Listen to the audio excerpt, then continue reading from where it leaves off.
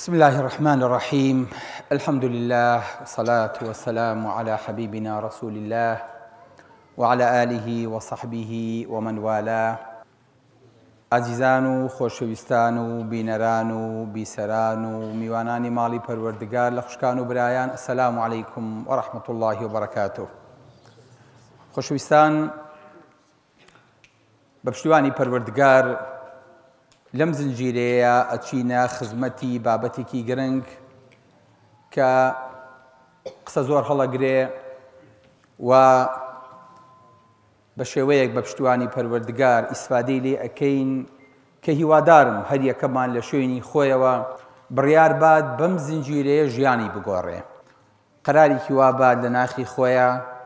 بڵێ ئینشاءڵڵا من ئەچمەوە سەر ڕەچەڵەکی باوانم، با پیرە گەورەمان چۆن بووە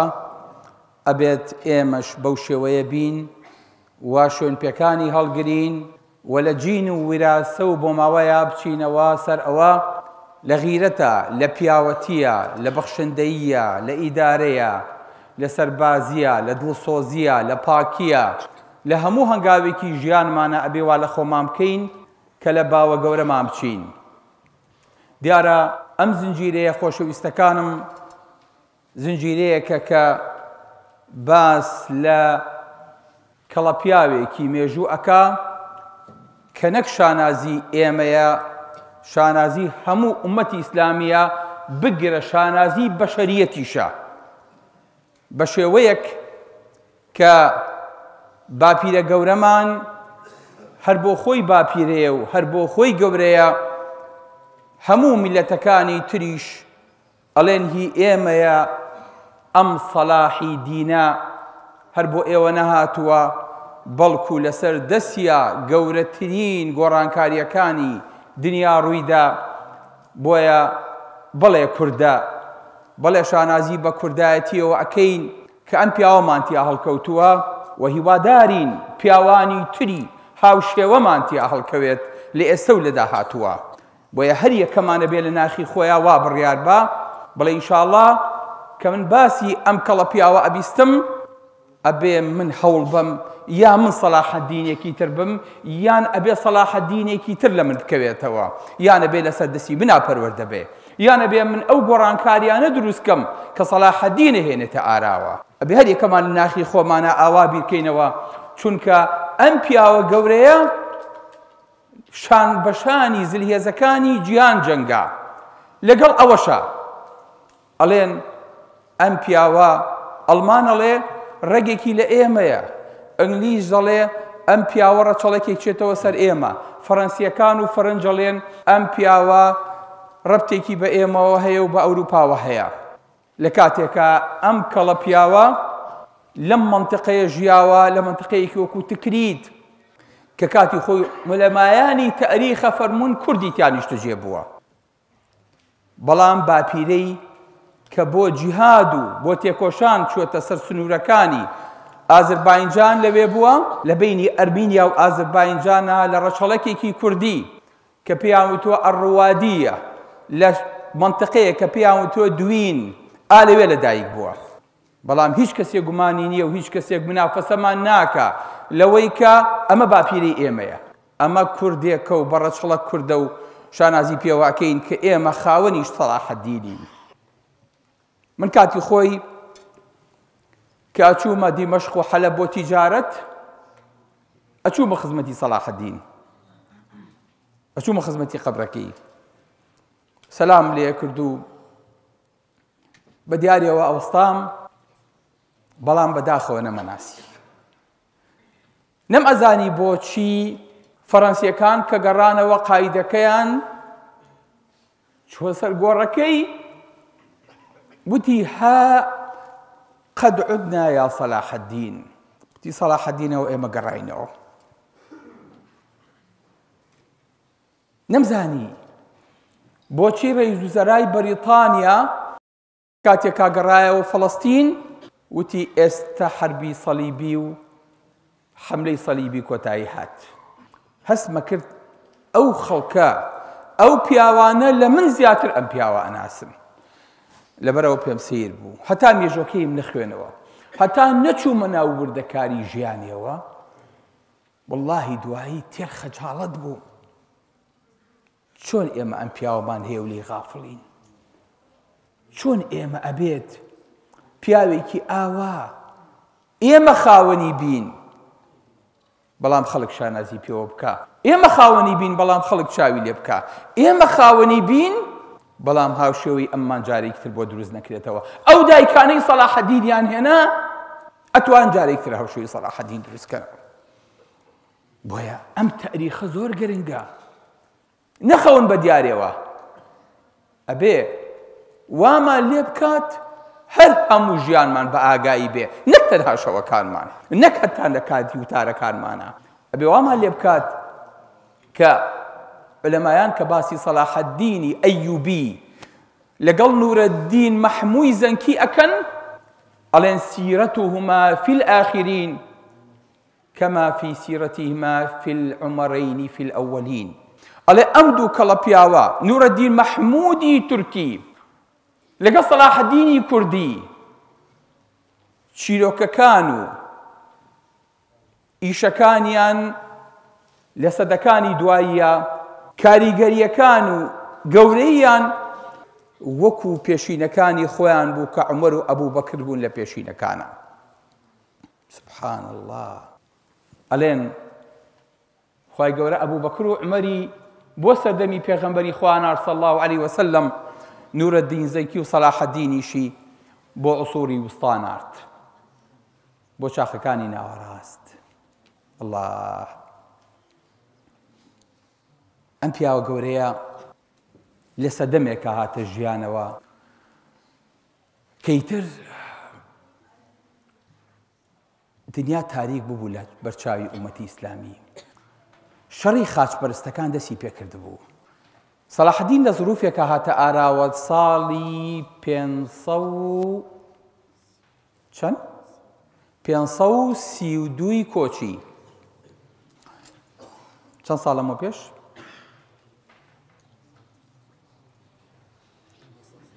900 ساڵ لەمە پێش. الله، ئەها کەسێک خوای گەورە ناوی هەڵگرێ و بە گەورەی بیناسێنێ قەت پیر نابێ قەتیش نامرێ. سبحان الله عەلەی سەرکەنە سەلاحەدین لەگەڵمانە ئەژی سەکەنە ئاوا سەیری چیرۆکەکەیەکەین. وەڵڵاهی هەرچیەکیش بڵێین، وەڵڵاهی هەرچیەک بڵێین لە حەقی ئەو پیاوەیە مبالەغەمان نەکردووە. بەس قیامەت یەکلاییە بێتەوە کە بچینە خزمەتی دەستی ماچکەین بڵین با بیرە گیان توا حەزەکەین چیرۆکەکەت ببینین وەکو خۆت یاژیابی. ئەنجا ئەو کاتە ئەزانین ئەم پیاوە چەند میلاغ بووە، ئەم پیاوە چەند گەورە بووە.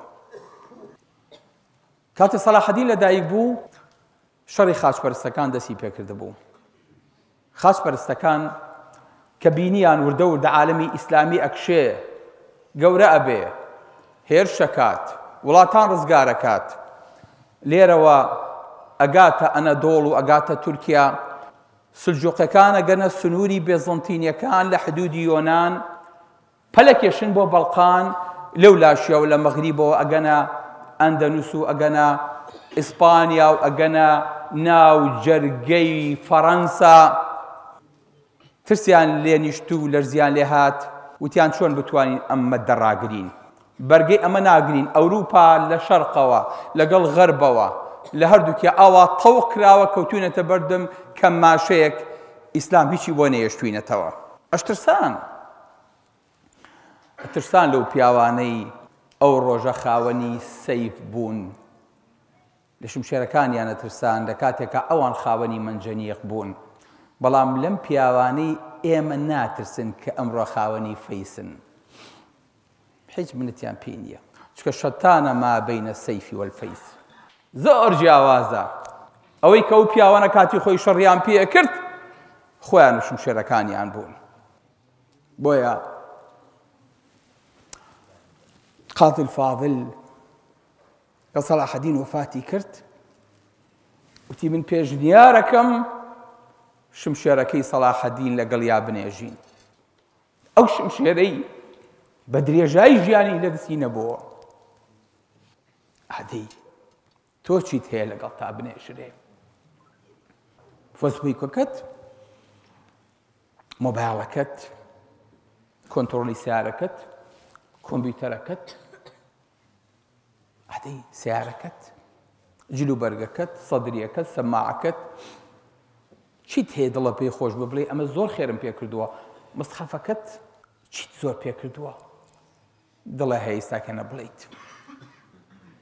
بۆیە عالەمی ئەوروپی کە زۆری بۆ هات لەرزی لێ هات ئیمپراتۆریەتی بیزەنتی کە منتەقەکەی یۆنان و ئەو منتەقەیە بوو لە سنووری تورکیا و سلجوقیەکان بوو جوابی بۆ نارد وتی ئەگەر فریامان نەکەون ئەبین بەژێر دەست و پێی موسڵمانانەوە بابا لۆربان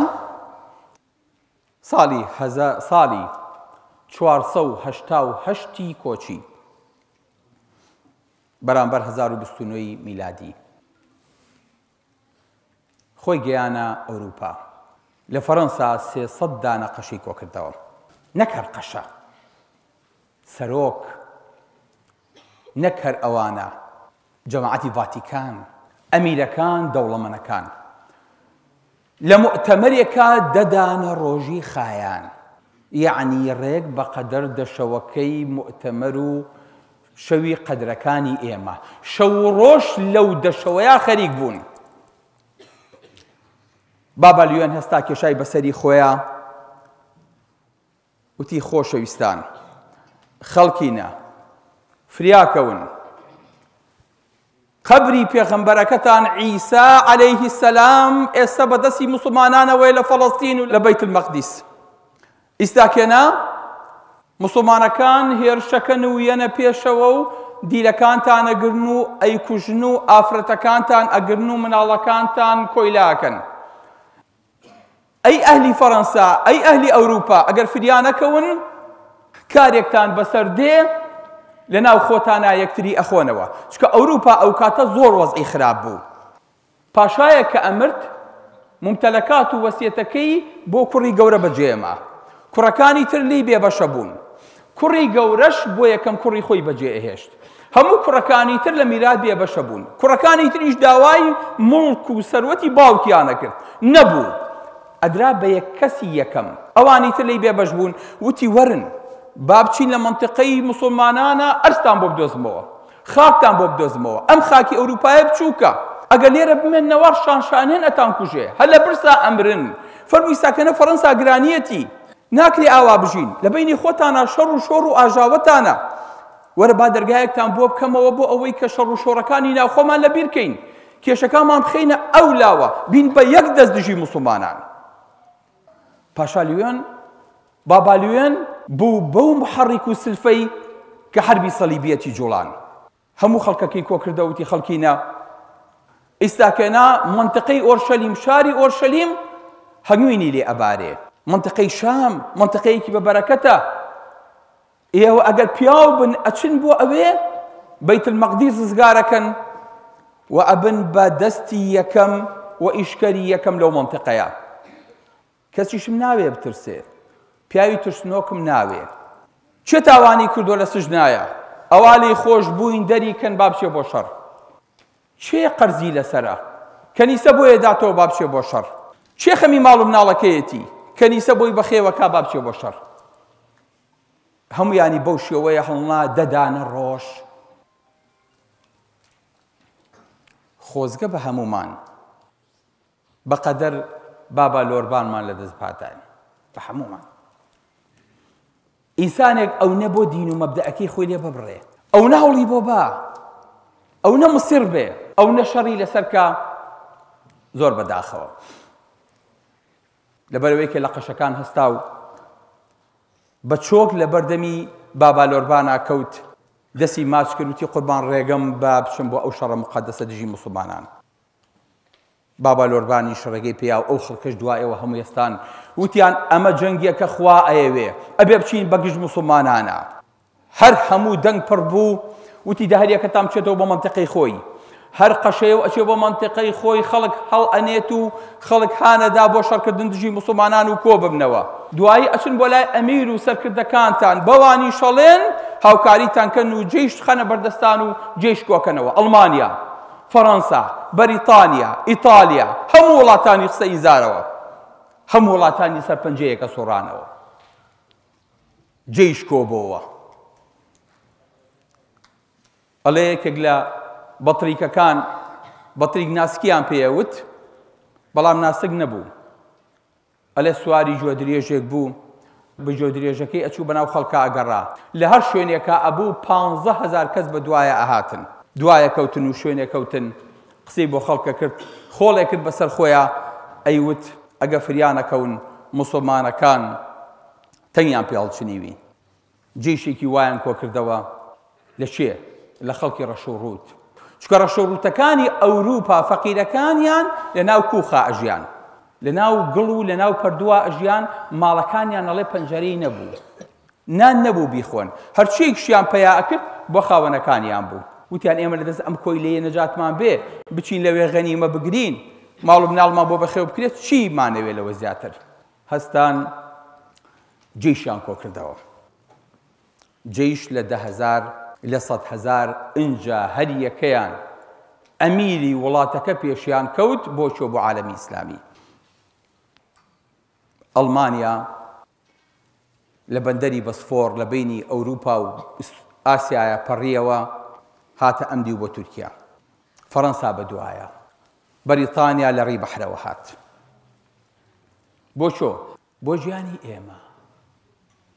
ئالەو کاتەیە کە هەموو وڵاتان کەوتونەتە ئینزاری جیمەوە موسڵمانان لە چۆن؟ خلافەتی عەباسی لەکوێیە؟ ساڵی 488 ئەمان ئیعلانی حەربیان کرد جێیشیان کۆ کردەوە خلافەتی عەباسی بەخۆی نەزانی هەتا ساڵی 492 قودسیان کرد کاتێ خەبەری بۆ مشتێک هەموو کار لە کات رازا بوو ئەو لەگەڵ دەوڵەتی فاتیمیە چیان لێکژێر کردبوو ئەگایان لە خۆیان نەما بوو بۆیە بینیت مەشغوڵ بوون عالمەکان مەشغوڵ بوون ئەرێ تۆ جەماعەتی شافعیان حەنەفی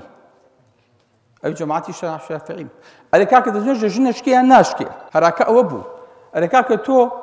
ئیمانە بەوەیە سەرفترە ئەبێ بە دینار بدرێ یان ئەبێ بە قوت بدرێ شەڕ ئەمە گەرم بوو ئەرێ کاکە کە بیسمیلاکەی مامۆستایی خوێنێ ئەبێ بە دەنگی بەرز بیسمیلاکە بخوێنی لۆژی جەهلیان ئەبێ بە دەنگی نزم موسڵمانان خەریکی ئەمە بوون مەشغوڵی خۆیان بوون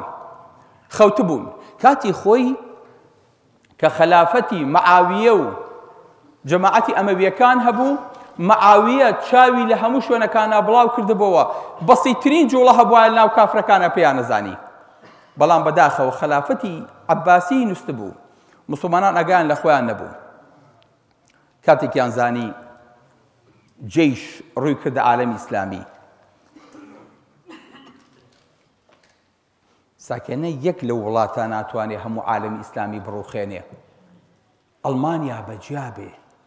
فەڕەنسا بەسەر بەخۆ بێ ئەمیرەکانیان پێشیان کەوێ بەریتانیا بێ ئیتالیا بێ هەر هەمووی ڕوو بکاتە ئەم وڵاتانە ئەبێ چی لێ بەسەر بێ فعلا ڕویان کردە منطقەی ساحلی شام بەحری ئەبیەضی متەوەسط ڕویان کردە منطقەی تورکیا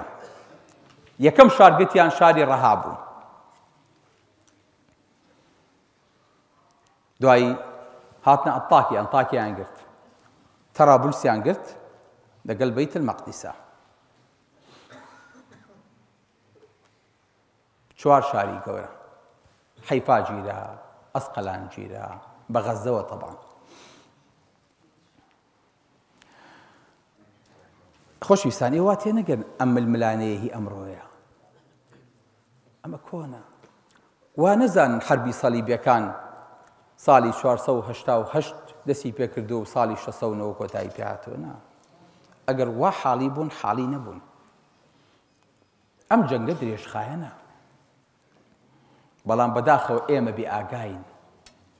ئێمە لەمە تێناکەین بۆیە کە هاتن جێیشێکی عارمڕەمیان کۆ کردەوە، سنوورەکانیان بەزان و توانیان بگەنە ئەو منطقانە. ئینجا عالەمی ئیسلامی بەهۆشی خۆی هاتەوە. عولەمایانەکانیان کەوتنە خۆیان تیان کاکەمە چی بکەین؟ ناکرێ ئاوا دەسەوسان دانیشین و سەیری ئەمانە بکەین. بۆیە خەمێک لە خۆمان بخۆین. هەستان دەستیان کرد بە نووسینی کتێب لەسەر جیهاد. جیهاد چییە؟ چەند مقەدەسە لە قورئان و سونەتا چۆن هاتووە؟ چۆن بۆ پارێزگاری ماڵ و مناڵ و سەرۆت و سامانمان بۆ ئەوەی کە زەلیل نەبین ئەبێ جیهاد بکەین، ئەبێ بکەوینە خۆمان. لەبەرەوە عولەمایان کەوتنە گەڕان بەسەر مزگەوتەکانە، بەسەر شارەکانە، مجاهید کۆکەنەوە. بەڵام خەڵک ترسا بوو. ساکە ناگەر پێتان بڵێن سێ زلهێز هاتۆتە بەیت المەقدیس و هاتۆتە غەزە، پیاومانەوێ بۆ ئەو جەنگە چەند کەس ئامادەیە؟ دەست بەرزکەرەوە.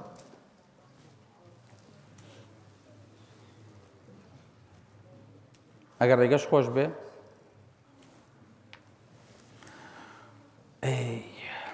عالەمی ئیسلامی تووشی شکستێ ببوو، خەڵک نەیەتوانی سەربەرز بکاتەوە، خەڵک جورئەتی نەبوو مقاومە بکە. بۆیە عولەمایانەکان پێش خەڵک کەوتن و هاتنە پێشەوە. لە کاتێکە ئەڵمانیا هات ویستی لە تورکیاوە تێپەڕێ، ئیتالیەکان کەوتنە ناو بیزەنتینەوە. بیزەنتینەکان کە سەر بە خۆیان بوون کەوتنە تاڵانی و قات و قڕی ئەو وڵاتە. بە پەلە دەریان کردن تاکا کە پەڕنەوە شەڕتان لێرە نییە. وڵاتیان وێران کرد، ئەو نە جەردەیی و ڕاوڕوتیان تیا کرد. چونکە هەر هەمووی خەڵکێک بوون،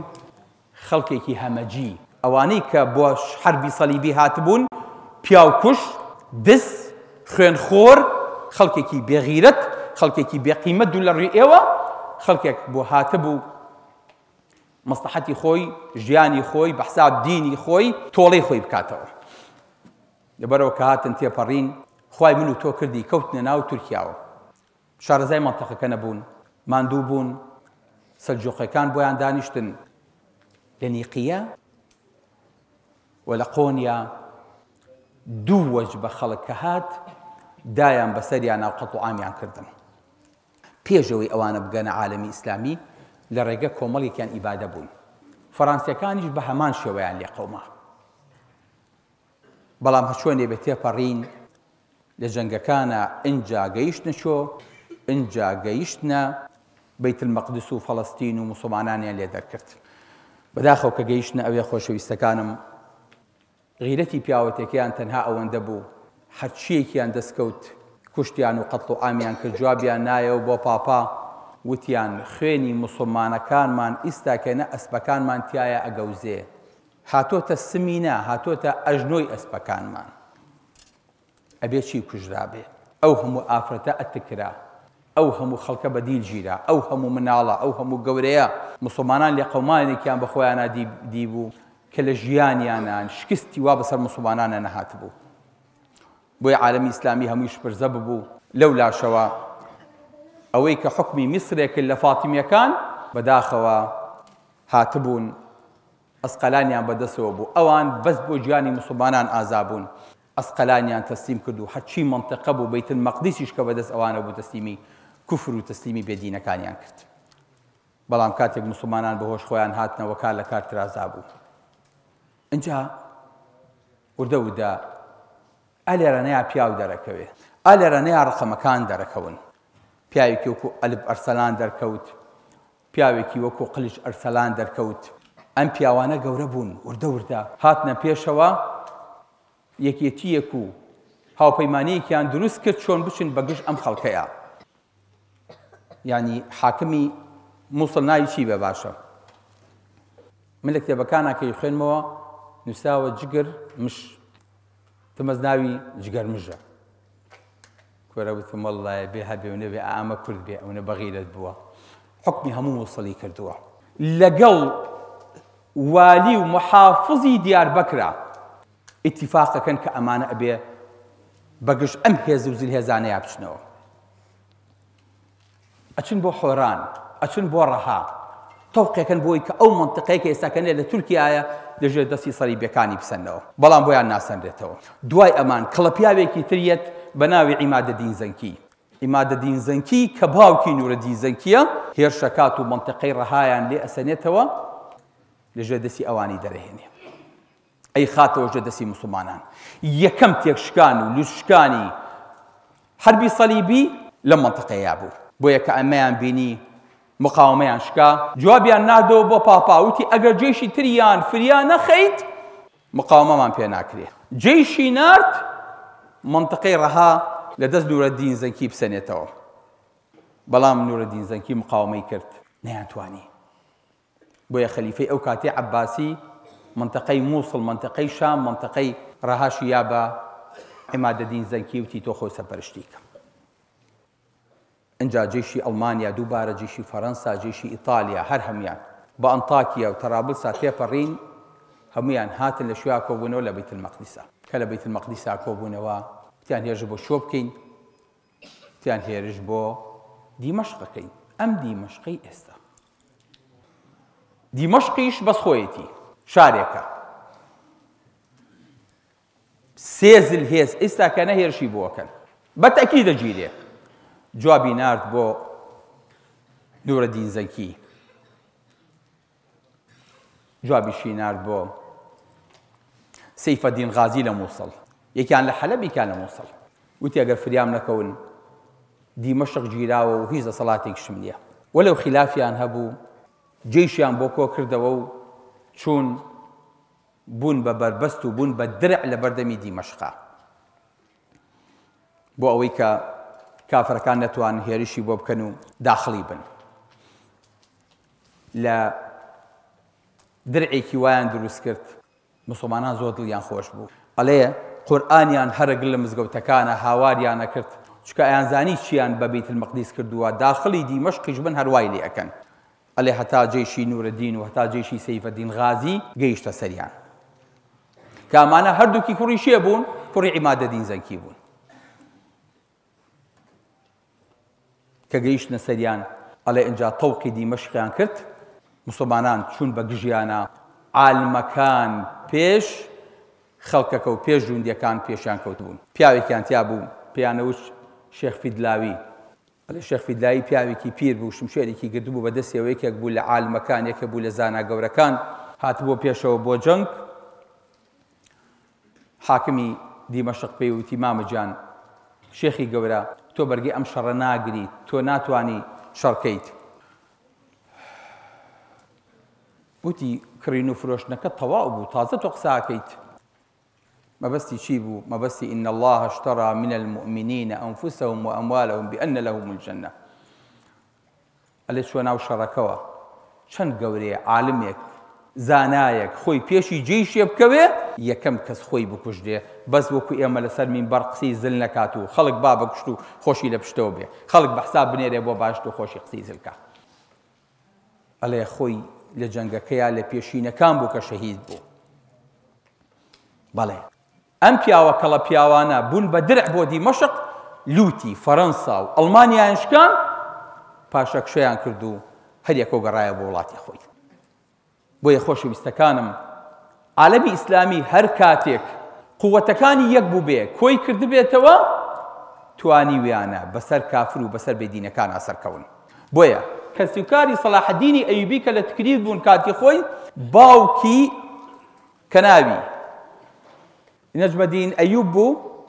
محافظی شۆ بوو محافظی هەموو تکرید بوو سبحان الله لەم عیزەتە کورد محافظی شارێک بێ کورد گەورەی وڵاتێک بێ گەورەی ئومەتێک بێ ئەلێ محافظ بوو ئەسەدەدین شێرکۆی براشی بەرپرسی جێیش بوو لە قەلعەکەیە یەکێ لە زابتەکان دەستدرێژی کردە سەر ئافرەتێک لە تکریت ئەڵێ ئەسەدەدین شێرکۆش پیاو بوو کورد بوو کورد ها شێر بوو فعلا ئەلێ ڕێکەسا زابتەکەی کوشت والی بەغدای ئەو کاتە ترسا وتی بۆ خوایە ئەم پیاوەتان کشتووە ئەم پیاوە خاوەن عەشرەتە لێتان بێدەنگ نابنێتان کوژنەوە زوو ئەم شارە بەجێ بێڵن شاریان بەجێ هێشت بەو شەوە ماڵی چێ ماڵی نەجمەدین ئەیوب کە باوکی سەلاحەدین بوو لەگەڵ ئەسەدەدین شێرکۆیە کە مامی سەلاحەدین بوو ئەلێنجا لە ڕێگا تازە سەلاحەدین لەدایک بوو ئەگریا باوکی جێڕێتەوە ئەڵێ هەڵم گەردەستم خستە بینی وتم ئەمە پێوقەیەمی زۆر ڕەشە هاتووە سێدی چیمان لێ هاو ئێمە محافظ و گەورەی ئەم شارە بووین ئیساکەنە بەبۆی ئەم مناڵەوە کە هاتە دنیاوە ئێستا چیمان لێ هاتووە ئێستا شەگری خەریکە کەشفمانەکە خەڵک بێتە سەرمان بیکوژم باش ئەلێ کاتبێکی مەسیحیم لەگەڵا بوو نەسرانی وتێرێ گەورم ئەم مناڵە تاوانی چیەی کوژیت ئەم مناڵە ئەزانێ ئێمە چیمان لێ قۆماوە وتی نەخێر وتی چێ ئەڵێ ئەم مناڵە کەڵە پیاوێکی لێ دەرناچێ بۆ مێژوو لیگەڕێ چێڵێ ئەم پیاوە وەچی ئەم ئومەتە ناگۆڕێ و گەڕانکاری گەورە دروست ناکە ئەلێ هەر لە خۆشەوە وەکوی ساکەنە چۆن ئاوا ئەوانەی کە جویان لێمە بڵێم چێڵێ ئەو مناڵە نابێ بە سەلاحەدینێکی تر چێ بەتەمایە چێ بەتەمایە بێ بە سەلاحەدینێکی تر مناڵەکان گەورەم ناوێ چێ بەتەمایە یاڵڵا ئافەرین وتی چیڵێ مناڵە گۆڕانکاری گەورە دروست ناکا لێی گەڕێ هاتن بۆ چوە هاتن بۆ مووسڵ لەوێ ئیمادەدین زەنکی گرتنیە خۆیان باوکی نورەدین زەنکی پاڵپشتنی کردن و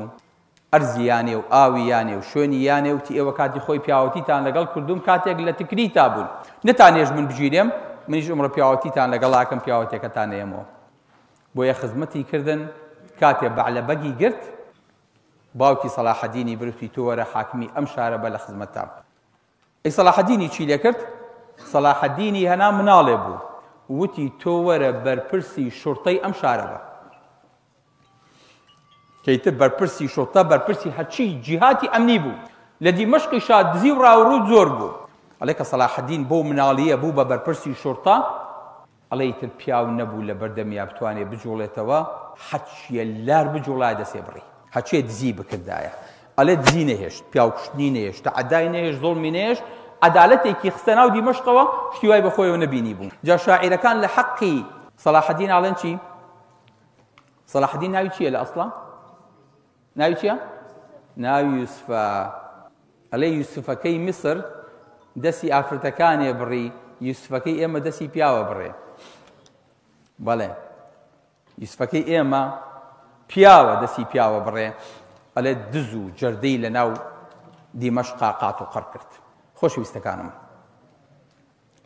ئەمڕۆ تەنها پێشەکیە بوو بۆ ئەوەی کە بچینە ناو باسی حربی سەلیبی و ژیانی سەلاحەدینەوە بە پشتیوانی خوای گەورە ئینجا وردە وردە ئەچینە ناو ئەوەی کە لە سەلاحەدین وەشاوەتەوە و ئەو هەنگاوانەی سەلاحەدین ناوێتی ئەو پەروەردەی کە سەلاحەدینی پێکراوە ئەو گۆڕانکاریانەی کە سەلاحەدین دروستی کردووە لە ئومەتی ئیسلامیە و ئەو شوێن پەنجەی کە بۆ ئێمەی بەجێهێشتووە و ئەو شانازیەی کە ئێمە هەتا ئەمڕۆ هەتا ڕۆژی قیامەت شانازی پێوە بکەین کە پیاوێکی ئاوامان تێ هەڵکەوتووە ومێ دەکەین تاکە پیاو نەبێ و ئەخیر پیاو نەبێ هاوشێوەی ئەومان تا ڕۆژی قیامەت دەبارە و چەند بارە بێتەوە چونکە عالەمی ئیسلامی بەڕاستی کە ئەیان بینینی بە شوێنەکانە لەگەڵ یان ناکۆوە بینەوە دەست بەرزەکەنەوە لە ئێوەنەوەی سەلاحەدینن سەلاحەدینێکی ترمان بۆ دروستکەن ئینشەڵڵا ئێمە بین بەو پیاوانەی کە بیر لەواکەینەوە چۆن جارێکی تر سەلاحەدینێکی تر بە هەمومان لەناو خۆمانە پەروەردە بکەین لەگەڵمانە بن لە خزمەتتانە ئینشەڵڵا لە خزمەتی باوە گەورەمانە سەلاحەدینی ئەیوبی. السلام عليكم ورحمة الله وبركاته.